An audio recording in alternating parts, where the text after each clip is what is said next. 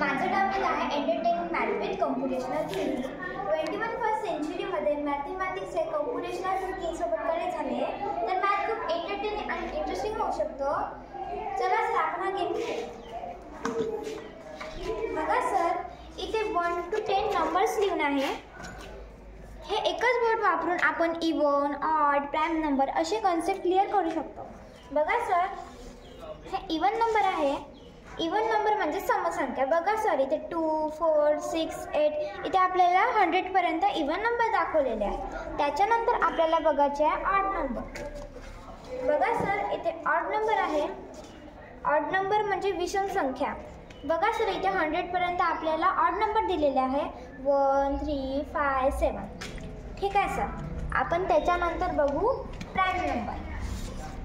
बघा सर, हे आपले आहे प्राइम नंबर. प्राइम नंबर म्हणजे 1ला सोडून कोणत्याही नंबरला डिवाइड नाही होत त्याला प्राइम नंबर म्हणजे की मूळ संख्या. बघा सर, 2, 3, 5, 7. त्याच्यानंतर आपल्याला बघायचे आहे 3चे मल्टिपल्स म्हणजे 3चे गुणक. बघा सर, आपण सिम्पली 3चा टेबल 30 पर्यंत बोलतो, पण आपल्याला इथे 100 पर्यंत दिला आहे. त्याच्यानंतर बघा सर, आपल्याला इथं 4चे मल्टिपल्स बघायचे आहे म्हणजे की 4चे गुणक. बघा सर, इथे पण तसंच आहे. आपण 40 पर्यंत टेबल बोलतो, पण आपल्याला इथे 100 पर्यंत दिले आहे. बघा सर, 4 1 चा 4, 4 2 चा 8. बघा सर, आपण जर 4च्या मल्टिपलमध्ये 3चे मल्टिपल्स जर ॲड केले तर आपल्याला कॉमन मल्टिपल्स भेटतात 12, 24, 36.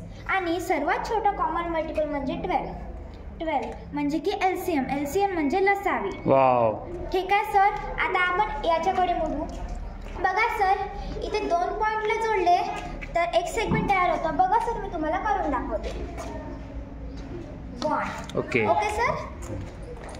ठीक आहे सर. आता आपल्याला बघायचं आहे 3 point. Okay. 3 non collinear point म्हणजे आपल्याला मिळते 3 सेगमेंट. बघा सर, मी तुम्हाला करून दाखवते. 1, 2, 3. बघा सर, आपल्याला इथे 3 सेगमेंट मिळाले. आणि सर 4 नॉन कॉलिनियर पॉईंटला जर जोडले तर किती सेगमेंट बनणार? हो, तिथं तर दिसतच आहे 6 सेगमेंट्स.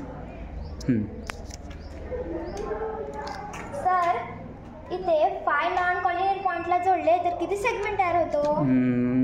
1, 2.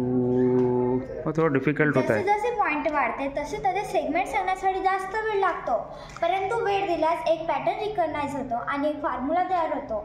जसं की बघा sir, number of point 2 minus 1 1 2 multiplied by 1 2 2 divided by 2 1 म्हणजे की आपल्याला इथे 1 सेगमेंट मिळाले. बघा sir, number of point 3 3 minus 1 2 3 multiplied by 2 6 6 divided by 2 3 आपल्याला म्हणजे इथे ओके. म्हणजे इथं अगर नंबर ऑफ पॉईंट्स 4 आहेत तर 4 minus 1 3. ओके. आणि 4 3 चा 12 आणि 12 डिवाइड बाय 2 6. ओके, बरोबर 6 सेगमेंट्स आहे. हां. इथं पण तसंच दिसत आहे. बरोबर. नंबर ऑफ पॉईंट्स 5 minus 1 4 5 4 चा 20 आणि 20 डिवाइड बाय 2 तिथं 10 सेगमेंट्स आहेत मग. ओके. ठीक आहे सर. अशा प्रकारे आपला फॉर्म्युला बघा सर, इथे n multiply by n minus 1 divide by 2 म्हणजे n म्हणजे नंबर ऑफ पॉईंट्स.